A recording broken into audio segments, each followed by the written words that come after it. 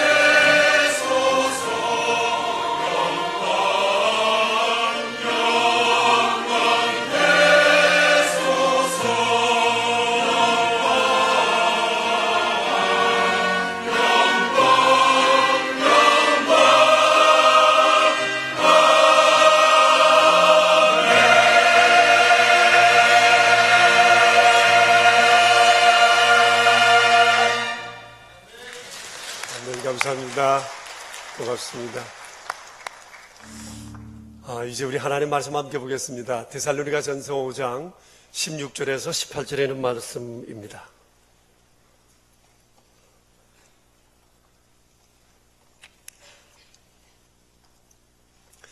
이는 살아계신 하나님의 말씀입니다. 이제 우리 함께 하나님의 말씀 받들어 읽겠습니다. 항상 기뻐하라. 쉬지 말고 기도하라. 범사에 감사하라. 이것이 그리스도 예수 안에서 너희를 향하신 하나님의 뜻이니라. 아멘. 2주 전쯤에 오산에 있는 경기노회 회관에 갈 일이 있었습니다. 노회로 들어가는 입구에는 우리 교단 교회가 한 곳 서 있는데, 이 교회는 얼마 전에 예배당을 아름답게 건축하고 최근 들어서 많이 성장함으로 인해서 목회자들의 부러움을 받고 있는 교회입니다. 그런데 그 교회 입구에 아주 큰 현수막이 하나 걸려 있었는데 아주 눈에 익은 듯한 현수막이었습니다. 거기엔 이렇게 써져 있었어요. 2015년 사역박람회. 이 교회는 몇 년 전부터 우리 교회 사역 구조를 벤치마킹해서 교회에 적용하고 있습니다. 그 교회 담임 목사님께서 저희 교회에 오셔서 사역을 배워 가셨습니다. 목사님은 이해도 빠르시고 이런 새로운 사역에 대한 호감도 가지시고 또 교회 안에 잘 정착해서 오늘에 이르고 있습니다. 근데 이런 교회가 비단 그 교회뿐 아닙니다. 서울에도 있고 광명, 부천, 오산, 군산, 경북 안동에도 있습니다. 아마 제가 모르기는 해도 또 다른 곳에 여러 교회들이 아마 동일한 사역 구조를 가지고 교회를 섬겨가고 있지 않나는 생각을 합니다. 사실 많은 교회가 이런 사역의 패러다임을 바꾸고 싶지만은 너무나 오래된 전통에 젖어 있다 보니까 바꾸고 싶어도 잘 되지 않는다고 합니다. 아무튼 벤치마킹하는 교회들이 점점 늘어나고 있다는 것을 생각하면 우리가 더 잘해야 되겠다는 생각도 들고 또 책임감도 막중해지는 것 같습니다. 아무튼 여러분 모두가 다 이 일에 동일한 관심을 가져주시고 또 사역에 함께해 주셔서 더 많은 교회들이 성경적 사역관에서 바로 세워져 갈 수 있었으면 좋겠다는 바람이 있습니다. 사실 우리가 사역에 함께 한다고 하는 것은 지체로 살겠다고 하는 것에 대한 다짐입니다. 너무나 귀한 일입니다. 그런데 돌이켜보면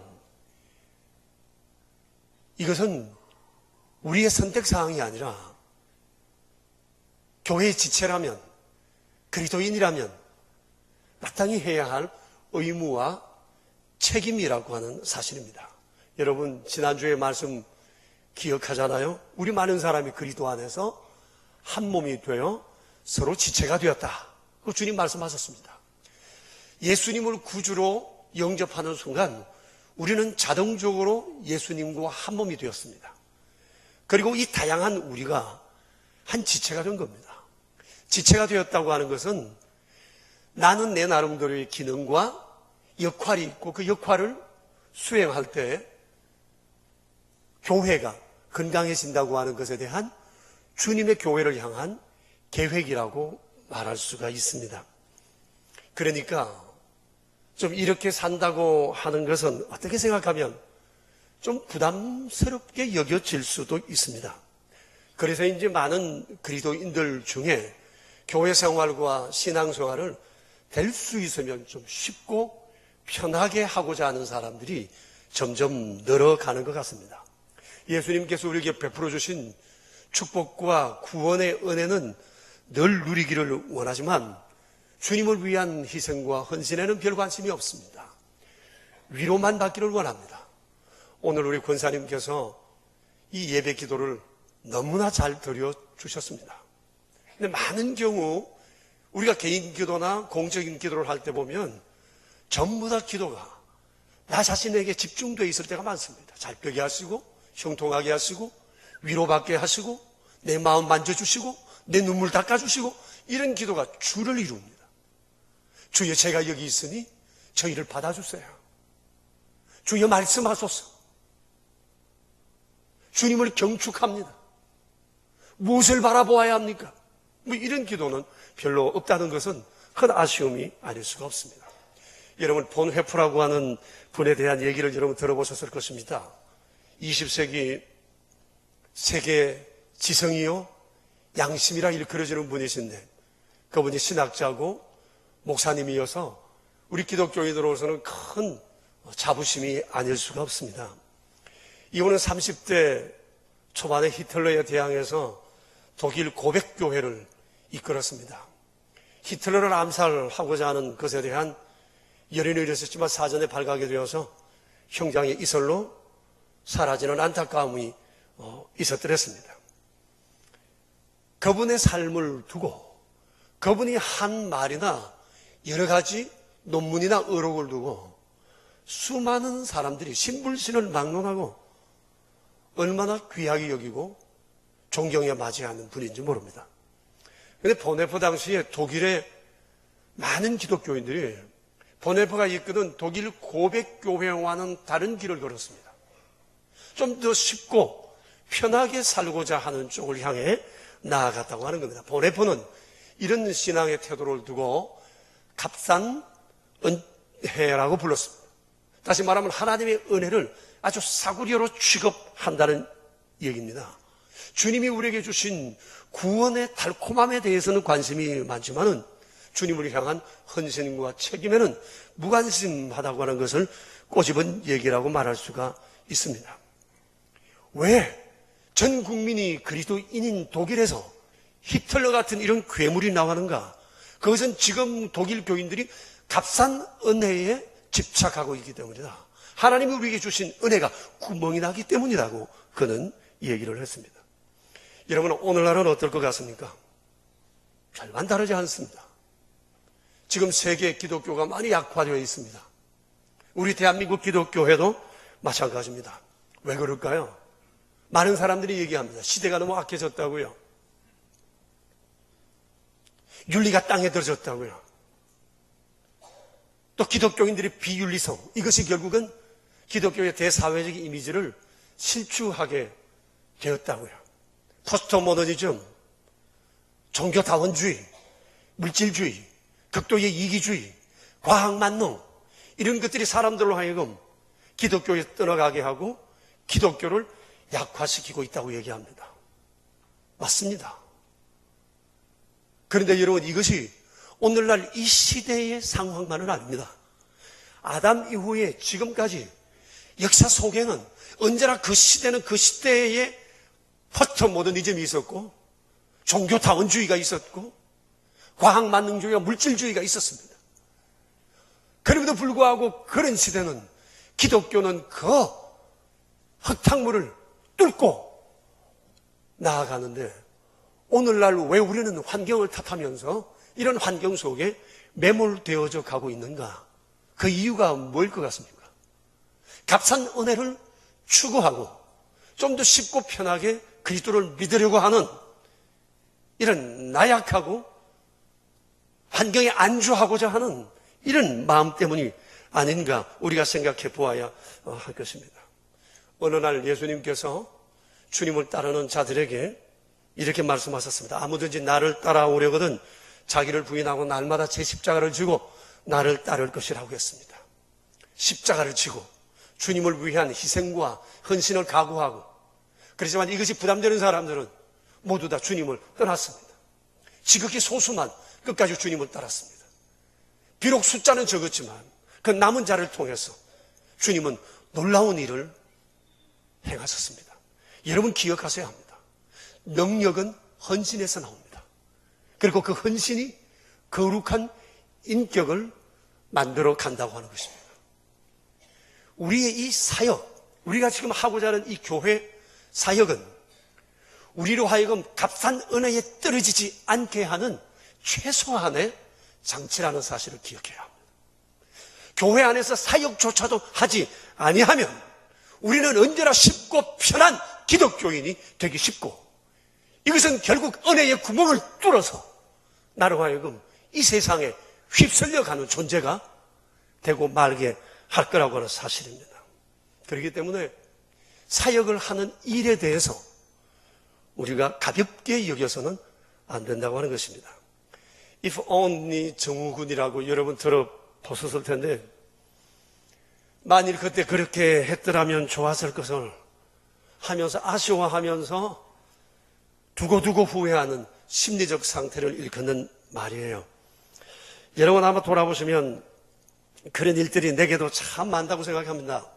사람들이 일반적으로 죽음을 앞에 놓고 나면 자신의 삶을 돌아보며 후회를 한답니다. 어떤 후회를 할 것 같습니까?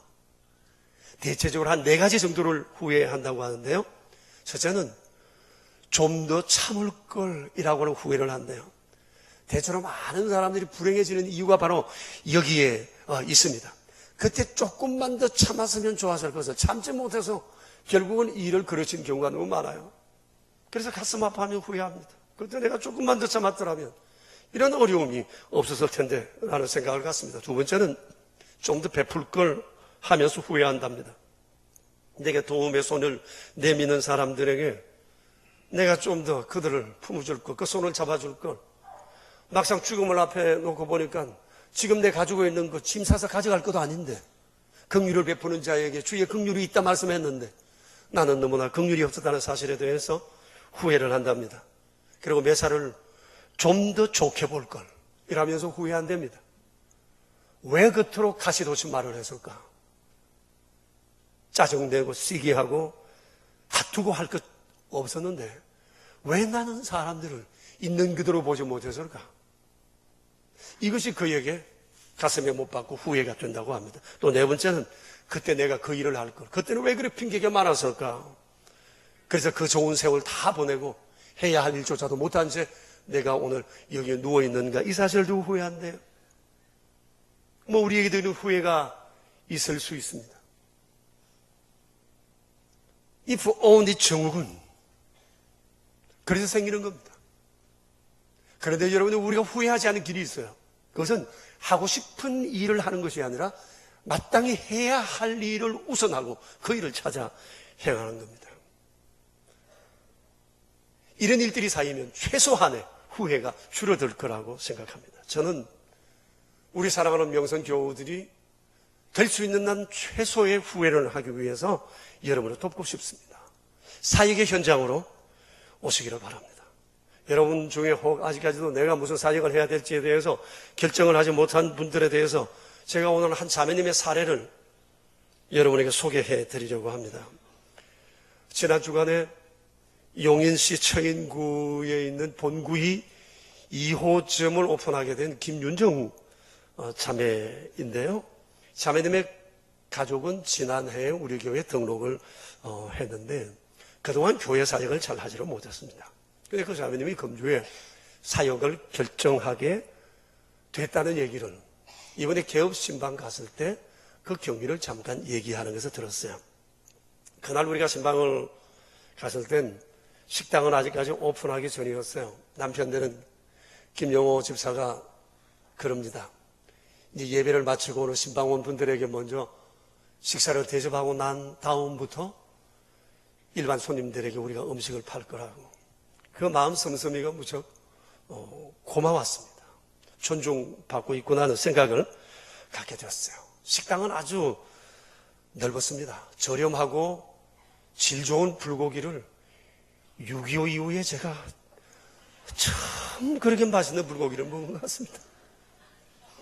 쌈 플러스 3이라고 여러분 아십니까? 싼 게 비지떡이라고 그럴 줄 알았는데 그렇게 맛있을 수가 없었습니다.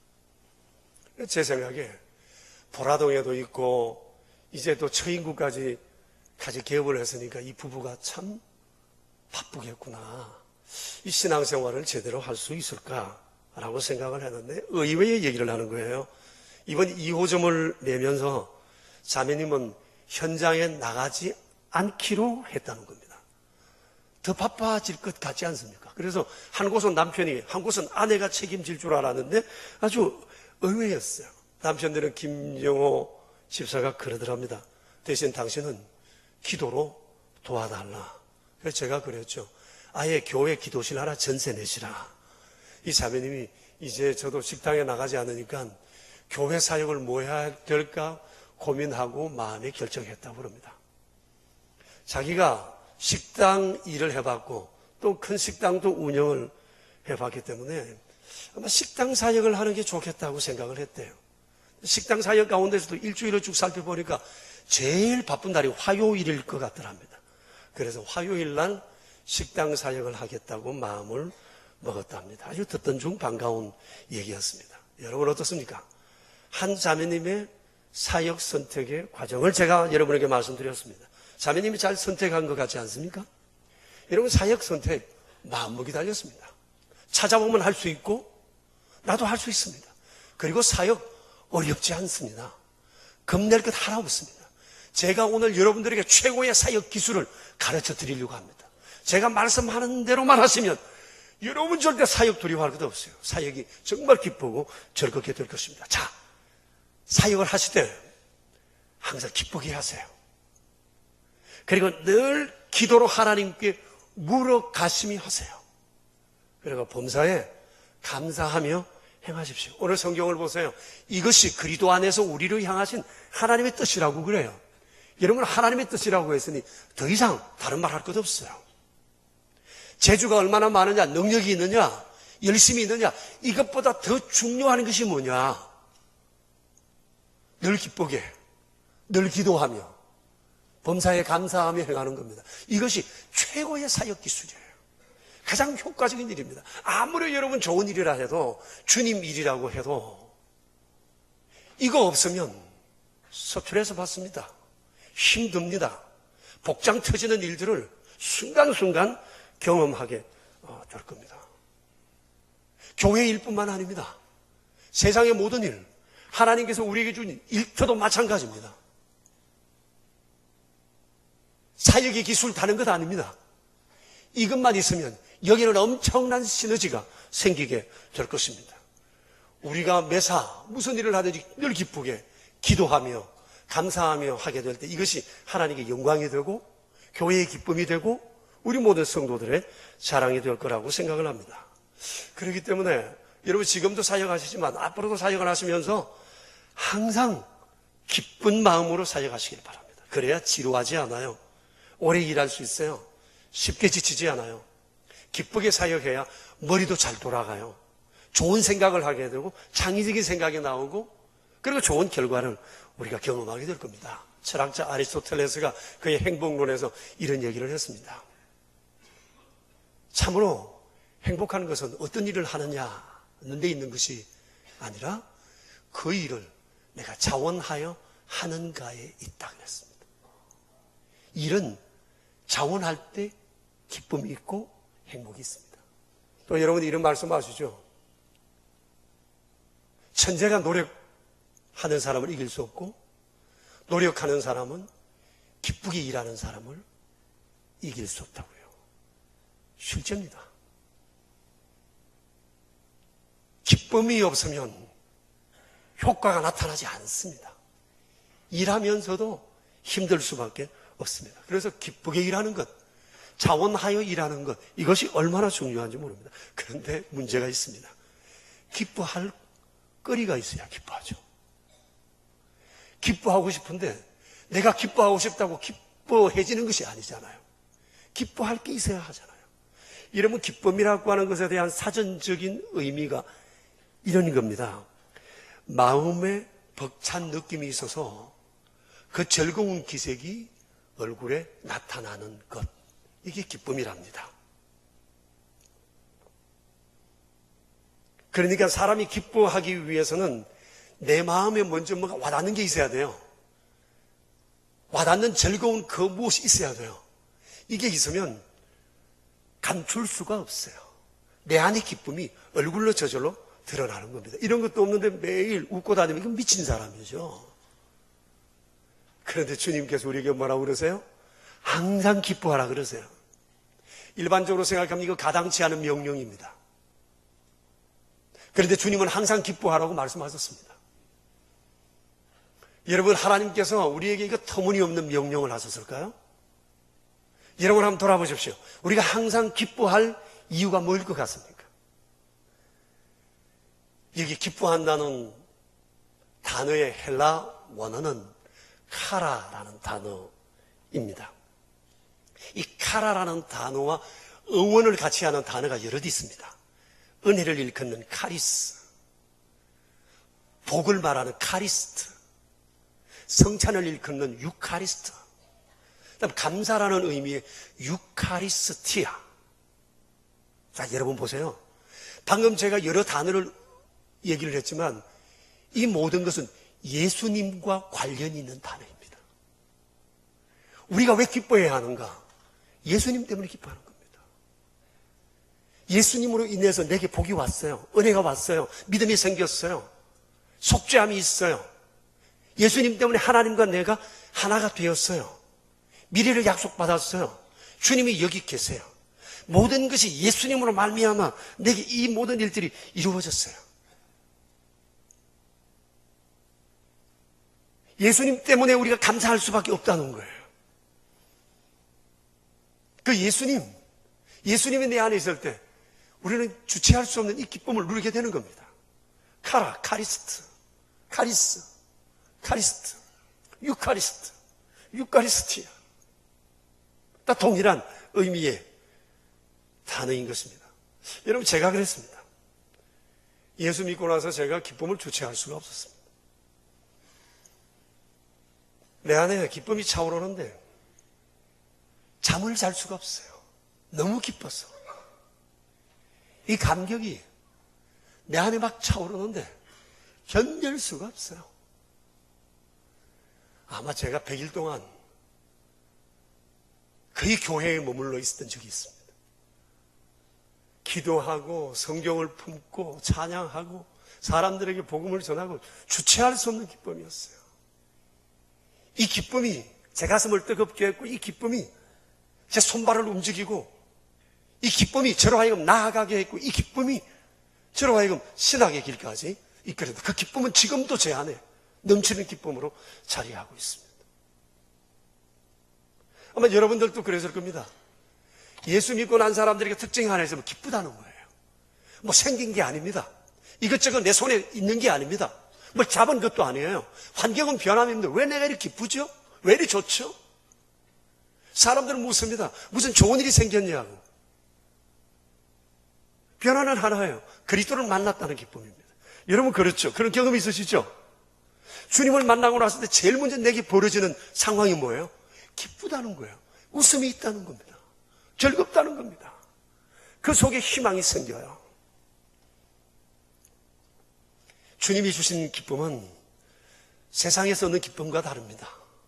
소유로부터 오는 기쁨, 성취로부터 오는 기쁨, 사람들을 만나서 여기서 얻는 기쁨과는 달라요. 그 모든 기쁨은 한정적입니다. 시드는 기쁨입니다. 주님 말씀하셨죠. 그래서 풀과 같고 꽃과 같아서 풀은 마르고 꽃은 떨어지고 마르는 것과 같습니다. 영원하지 않습니다. 이번 주에 신문에 중국의 최고 부자 알리바마 회장인 마윈 회장에 대한 기사가 실린 것을 아마 여러분도 보셨을 것입니다. 굉장한 부자입니다. 빌 게이츠와 겨루 보겠다고 포부를 밝힌 만큼 대단한 부자예요. 근데 그가 이런 고백을 했더라고요. 나는 결코 행복하지 않다. 부자란 좋은 것이지만 반드시 좋은 것은 아니다. 골치 아프다. 이러한 내 마음의 고통을 덜기 위해 기부에 앞장서겠다. 여러분, 많은 것을 생각하게 하는 얘기입니다. 세상 기쁨 오래 가지 않습니다. 참 기쁨은 주님이 우리에게 주신 이 기쁨뿐이에요. 이 기쁨은 전천후 기쁨입니다. 모든 환경을 초월하는 기쁨이기 때문입니다. 추수감사절 주일날 우리가 묵상했던 말씀, 시편 100편 말씀 여러분 기억하시죠? 거기 1절, 2절에 이런 말씀이 있습니다. 온 땅이여 여호와께 즐거운 찬송을 부를지어다. 기쁨으로 여호와를 섬기며 노래하면서 그의 앞에 나아갈지어다. 시편 기자는 고백하면 난 기쁘다. 난 너무 즐겁다. 그래서 난 노래한다. 나는 주님 앞에 나간다. 왜? 여호와가 우리 하나님이시기 때문에. 그가 나를 지으셨고 나를 그의 백성 삼으시고 나를 기르시기 때문이다. 나를 향한 여호와의 인자하심과 선하심과 성실하심이 영원히 변치 않기 때문이라고 얘기를 합니다. 여러분 신약 성경을 보세요. 예수님을 만나서 변화된 기뻐하며 살아갈 수많은 사람들의 얘기가 나오지 않습니까? 누구지요? 맨 첫 번 나오는 사람이 시몬과 안나라는 연세 많은 경건한 사람들이었어요. 주님 만나 너무 기뻐했어요. 이제 내가 죽어도 여한이 없습니다 라고 고백을 했습니다. 예수님 오셨다는 전가를 들었던 들에 있는 목동들, 그들이 얼마나 기뻐했는지 모릅니다. 그리고 세례 요한 보세요. 이 사람은 주님을 만나고 난 다음 하는 고백이 뭡니까? 내 안에 주님 만난 기쁨으로 가득 찼도다. 그는 흥하여야 하겠고 나는 쇠하여야 하리라. 주님 만난 기쁨이 주를 위하여 쇠하여져도 좋다는 결심과 감동으로 이끌게 된 겁니다. 그 뒤에 예수님의 제자들 베드로, 안드레, 야고보, 요한, 창녀였던 막달라 마리아, 돈만 알았던 삭개오, 로마의 군인 백부장, 유대 관원이요 엘리트에 있던 니고데모, 주님을 만나서 이들이 얼마나 기뻐했어요. 여러분 사도 바울을 보세요. 그는 주님 때문에 많이 배고팠고 매맞았고 욕먹었고 죽음의 위협을 당했어요. 그리고 몸에 병이 들었어요. 고칠 수 없는 병에 들었는데 내가 도리어 기뻐한다 그랬어요. 주님 생각하니까 병든 것도 도리어 기쁘다. 왜? 나의 약함을 통해서 능력의 주님을 내가 더욱 붙잡을 수 있으니까. 이거 굉장히 역설적이잖아요. 그가 모든 상황 가운데 자기의 모든 것을 다 내려놓으면서도 그렇게 기뻐할 수 있었던 이유는 예수님이 내 죄를 사해 주셨기 때문에,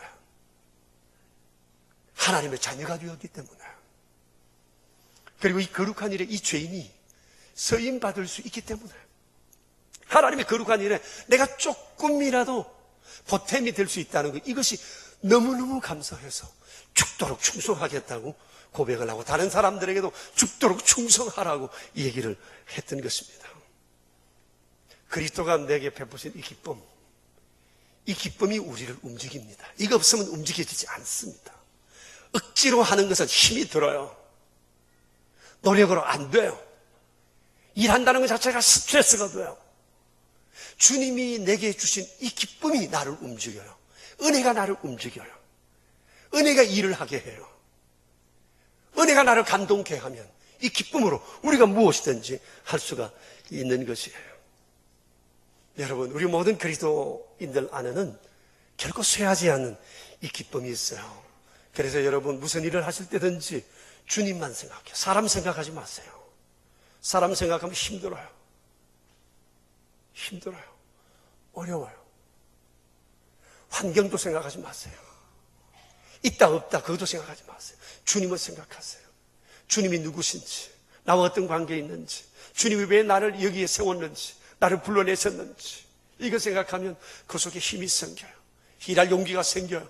저 사람도 용납할 마음이 생겨요. 마음이 열려요. 새로운 희망이 보여요. 주님이 내 안에 계시는가, 이게 중요합니다. 주님의 은혜를 내가 알고 있는가, 이게 중요합니다. 이것만 있으면 이것이 나를 움직입니다. 여러분, 사역의 최고의 기술, 그것은 주님으로 인해 기뻐하며 일하는 겁니다. 그러면 사역의 두 번째 기술은 사역할 때 기도로 쉬지 않는 거예요. 여러분, 기도는 근본적인 것입니다. 역사와 미래는 기도하는 사람이 움직여가는 겁니다. 진짜 싸움은 물리적인 것이 아니고 영적인 거예요. 이것을 아는 사람은 사탄이 볼 때 위험 인물이고 영적 게릴라와도 같은 사람들입니다. 그래서 여러분 사역을 할 땐 반드시 기도해야 돼요. 기도하기 전에, 사역하기 전에 기도하고, 사역하면서 기도하고, 사역 마치고 난 다음에도 기도로 마무리해야 돼요. 기도 없이는 허공을 칠 수밖에 없습니다. 제자들이 예수님께 물었습니다. 주여, 우리는 왜 귀신을 쫓아내지 못했습니까? 주님 말씀이 너희가 기도하지 않기 때문이다. 허공을 칠 수밖에 없습니다. 여러분 유의하세요. 지난번에 이 일을 잘했으니 이번에도 잘 될 거라 생각하지 마십시오. 우리 팀에는 좋은 사람 많고 기술자도 많고 전문 인력들이 많으니까 충분하다 말하지 마십시오. 우리는 프로그램이 좋고 모든 계획이 잘 짜여 있으니까 잘 될 거라고 말하지 마십시오. 똑같은 일이라도 전혀 다른 상황이 발생할 수 있습니다. 여러분, 우리는 여호수아서 6장과 7장의 사건은 우리에게 이런 것을 잘 가르쳐주는 내용입니다. 여호수아가 하나님의 인도 속에 요단강을 건너고 난공불락의 여리고성을 점령을 했어요. 전부 다 의기가 충천했습니다. 무엇이든지 다 할 수 있을 것 같았어요. 그 다음에 좀 들어가면 아이성이라고 하는 작은 성이 나옵니다. 이 사람들 생각했습니다. 여리고성에 비해서 아이성은 너무 작으니까 저건 먹는 것을 식은 죽 먹기다 라고 해서 힘 빼지 말고 3,000명만 올려보내자고 했습니다. 3,000명의 군대가 올라갔습니다. 올라간 군대가 아이성 사람들을 하고 혼비백산에서 도망쳐 오다가 36명이 처참하게 죽음을 당합니다. 백성들의 마음속에 두려움이 꽉 찼습니다. 여호수아도 놀랐습니다. 주님께 기도했어요. 왜입니까? 여리고도 이긴 우리가 왜 이런 실패를 했습니까? 여호수아가 전생에 유일한 뼈아픈 실패를 했던 데가 바로 그때였습니다. 하나님께서 여호수아에게 이유를 가르쳐 주셨습니다. 그리고 여호수아는 재정비하고 다시 아이성을 공격합니다. 그때 올라갈 때 여호수아는 하나님 앞에 묻습니다. 어디로 갈까요? 어떻게 할까요? 그리고 깨끗하게 승리했습니다. 아이성의 실패의 원인은 뭡니까? 주님께 묻지 않았다는 거예요. 똑같은 전쟁이에요. 상황은 전혀 달랐어요. 똑같이 전쟁 친 경험 있는 사람들이 올라갔어요. 상황은 달랐어요. 그 사역에 기도가 있느냐 없느냐에 따라서 열매는 전혀 다르게 나타날 수 있다는 것을 아셔야 합니다. 그렇기 때문에 오직 기도예요. 예수님을 보세요. 예수님도 내내 기도하셨어요. 사역하시기 전에 기도하시고, 사역하시면서 기도하시고, 사역하시고 난 다음에도 주님은 밤을 새워 기도하셨습니다. 그래서 여러분, 기도하시기 전에, 사역하시기 전에 기도 시간부터 확보하세요. 찬양 시간만 많아서 중요한 게 아니에요. 기도하는 찬양대가 되어야 돼요. 기도하는 사역팀이 돼야 돼요. 기도해야 합니다. 그리고 사역 내내 기도하면서 두려운 마음으로 기도를 행하셔야 합니다.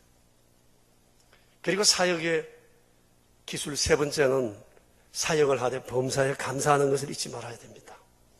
사역하다 보면 잘 될 수도 있고 잘못될 수도 있어요. 그러나 무조건 감사부터 하세요. 잘 되면 잘 되어서 감사하고 못 되면 이렇게 하면 안 된다는 것을 배웠으니 감사하면 됩니다.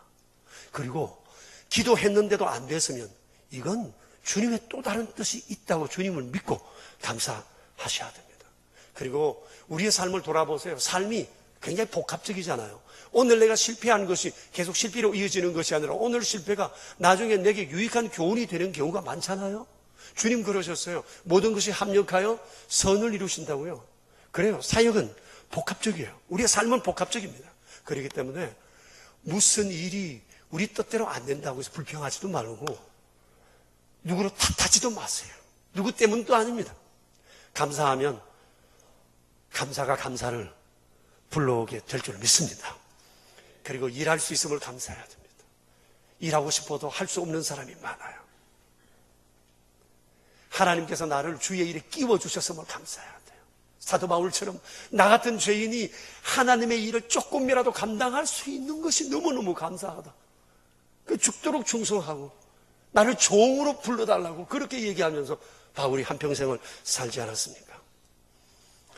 하나님 생각하고 그리고 주님이 내게 베푸신 은혜 생각하면 모든 게 감사가 될 수밖에 없습니다. 얼마 전에 어느 선배 목사님으로부터 들은 얘기입니다. 멀지 않은 곳에 계시는 분이신데 그 교회 어느 목사님이 뇌암으로 투병하시다가 은퇴하시고 그 교회에 등록을 하신 분이 계셨답니다. 근데 그 해 연말에 그 목사님의 사모님과 젊은 두 아들, 딸들이 함께 세 분이 고등부 교사를 하겠다고 지원을 하게 됐답니다. 그래서 열심히 사역을 했습니다. 사역하는 중에 이 아들은 열심히 공부를 했고 사법시험에 한번 실패하고 그 다음에 합격을 했답니다. 이 청년이 사법연수원을 다니고 있을 텐데 그 아버지 목사님에게 합병증이 와서 어려움을 겪고 병원에 입원을 했을 텐데 이 아들이 낮에는 사법연수원에서 공부하고 저녁에는 시간을 내어 밤을 새워 아버지의 병간호를 했습니다. 목사님께서 힘들지 않느냐고 그랬더니 이것도 자식이 할 일인데요 라고 하면서 마땅한 일로 알고 그가 열심히 했어요. 아버지 간호도 잘하는 효성스러운 이 아들이 연수원에서도 열심히 해서 연수원 성적이 좋아요. 성적대로 자르잖아요. 판사, 검사 이렇게 자르는데 이 아들이 판사로 임명을 받았어요. 전주지법의 판사가 되었습니다. 근데 판사 일을 보면서 토요일 날 꼭 올라와서 주일 날 가족과 함께 예배드리고 어머니와 여동생과 함께 거등부 교사 일을 꾸준히 하더랍니다. 그러면서 그 청년이 목사님께 이렇게 얘기를 하더랍니다.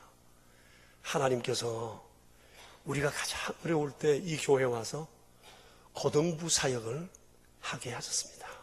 판사직은 이후에 하나님께서 우리에게 주신 축복인데 어떻게 제가 판사가 되었다고 교회 교사직을 그만둡니까? 축복으로 주신 판사직이 중요한 만큼 교사직은 이보다 더 중요하다고 생각합니다. 감사한 마음으로, 빚진 마음으로 제가 이 일을 감당하고 있습니다 고 하더랍니다.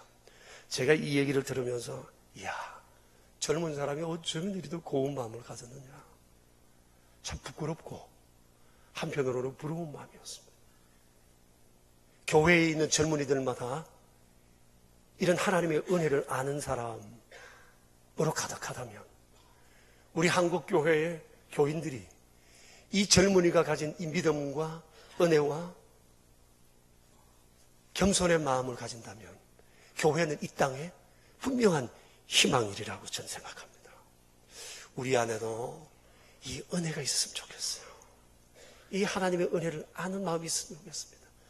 여러분, 사역의 최고의 기술은 은혜를 아는 데서부터 나와요. 이 은혜가 내 안에 있으면 이 은혜가 내 가슴을 뜨겁게 하고 내 손과 발을 움직이고 나로 하여금 앞으로 나아가게 하는 것입니다. 사역의 최고 기술, 은혜를 아는 겁니다. 그러면 그 은혜가 나를 기쁘게, 기도하게, 범사에 감사하게 이끌 것입니다. 우리 함께 기도하겠습니다. 여러분, 사역하자 그러면 이런저런 얘기가 많은데요. 시간, 힘, 재주, 주님은 그런 거 묻지 않으셨어요. 너 내 은혜 아느냐? 주님은 이거 하나를 물으십니다. 이거 하나만 있으면 다 합니다. 재주 좀 없어도 괜찮아요. 손에 가진 것 없어도 괜찮아요. 이거 없으면 하면서도 자랑됩니다. 불평거리 만듭니다. 주님 오늘 물으세요. 너 나 은혜 아느냐? 너와 내가 무슨 관계냐? 내가 내게 뭘 해줬느냐? 주님 이거 물으세요. 여기에 예 하실 수 있는 분은 사역의 현장으로 나오십시오. 우리 함께 이 시간 한 2분 정도 자신을 돌아보며 기도하겠습니다.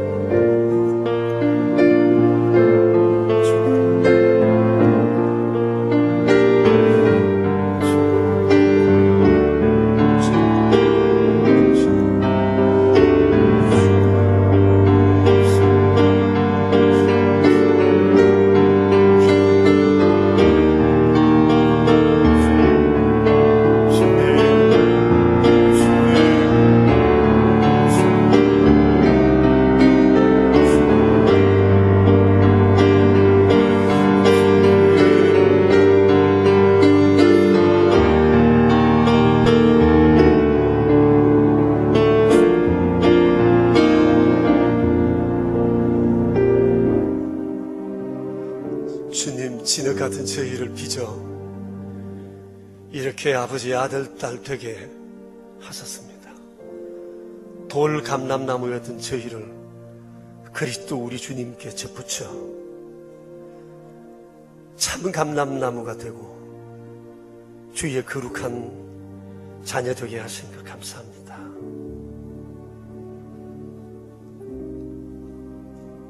세상을 향한 아름다운 구원 계획을 세우시고 교회를 세우시고 저희를 불러 나와 함께 동역하자 말씀하시며 지체 삼아 저희들에게 여러 은사들을 허락하신 주여. 그러나 돌아보면 후회할 것밖에 없이 오늘 여기까지 온 것 같습니다. 나와 함께 일 좀 하자 그러면 핑계가 많았습니다. 이유가 많았습니다. 주님은 딱 하나만 묻고 싶은데, 너 나 아느냐? 은혜 아느냐? 너와 내가 무슨 관계냐?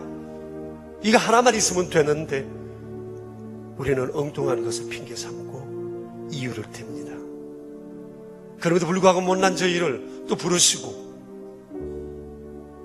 사역의 현장으로 나오게 하시는 자비로우신 주께 감사를 드리옵니다.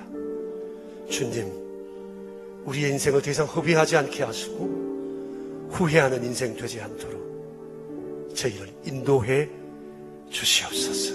우리 명선의 모든 가족들이 주님을 기쁘시게 세상의 희망이 되는 사람들이 되고 교회가 되게 하여 주시옵소서.